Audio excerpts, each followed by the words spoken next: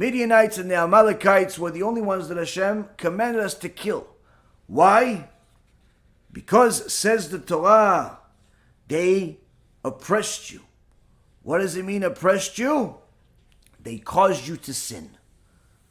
They caused you to sin. Yeah, but what about Sichon and Og and all of the other wicked people that attacked us and wanted to kill us? In the eyes of HaKadosh Baruch Hu, the murder of the killing of a body is not even close to the significance than causing someone to sin. As Rabbi Shimon Bar Yochai teaches, Gadol Machtio Mina Orgo, one who causes another person to sin is much, much more dangerous and has a much more serious punishment than someone who murders another person. Because if he murders a person that's a righteous person, that person is going to heaven. But if he causes a person to sin, that person is going to Gehinnom. Heaven is not suffering. Heaven is full of pleasure. Gehinnom is full of suffering. So causing a person to sin is the most horrific thing that a person can do, and therefore the Midianites had to be completely annihilated, killed. Don't have any mercy on them. Why? They tried to murder your eternity by causing you to sin, by bringing the immodest non-Jewish women to sin with the Jewish men. And therefore, after that, bringing them also to idolatry. Also, the reason why the Gemara in Masechet Shabbat says that when a Jew is intimate with a non-Jewish woman, or not, Jewish with a non-Jewish man, it's the equivalent of someone that's bringing a sacrifice to an idol. Because we learned it from here that the connection of promiscuity between a Jew and a non-Jew leads to idolatry.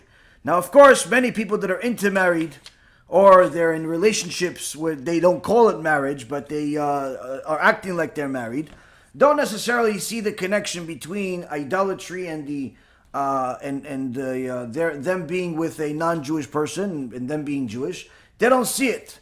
And all I can say to you is, you don't see it yet. And it's just a matter of time.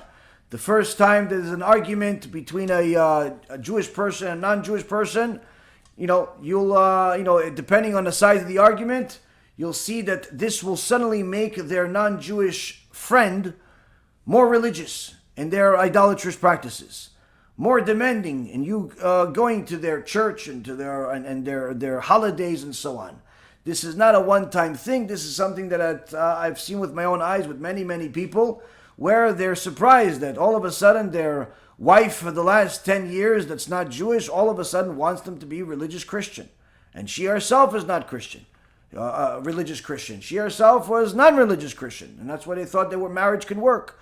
And there's endless amount of stories that are told about the Holocaust, where the people that were online to being annihilated by the evil German Nazis, how did they get exposed?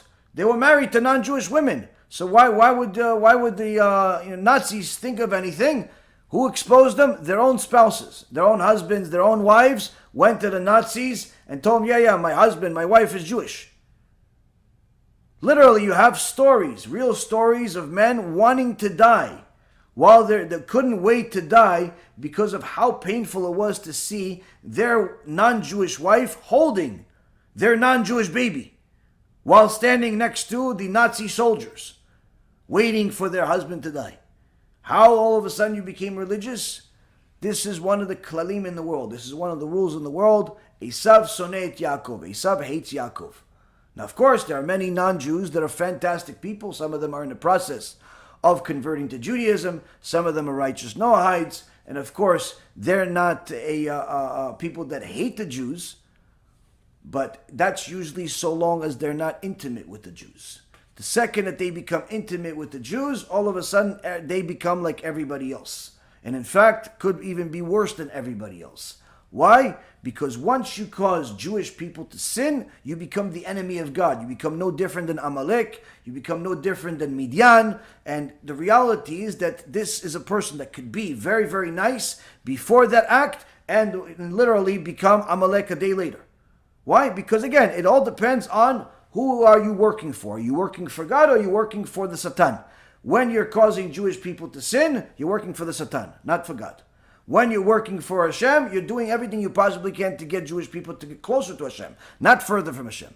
Now, of course, everybody means well. Everybody has good intentions. Everybody has ideas or whatever. The key is to understand that everything has ramifications. And one of the things we learned from Parashat Balak and Parashat Pinchas, that the ramifications of causing Jews to sin, specifically with immorality, with the intimacy between Jews and non-Jews, is detestable in the eyes of HaKadosh Baruch Hu, so much so that he nearly annihilated his chosen people, and certainly annihilated the Midianites from the face of the earth as a result of it, and made a stamp in the world to let us know what he thinks of it, what he thinks of your non-Jewish boyfriend, what he thinks of your non-Jewish husband, what he thinks of your non-Jewish relationship that is between a Jew and a non-Jew, what he thinks of that intermarriage. So again, you have a Hashem. He's the one that makes the rules, and he's telling us what his rules look like and what are the ramifications.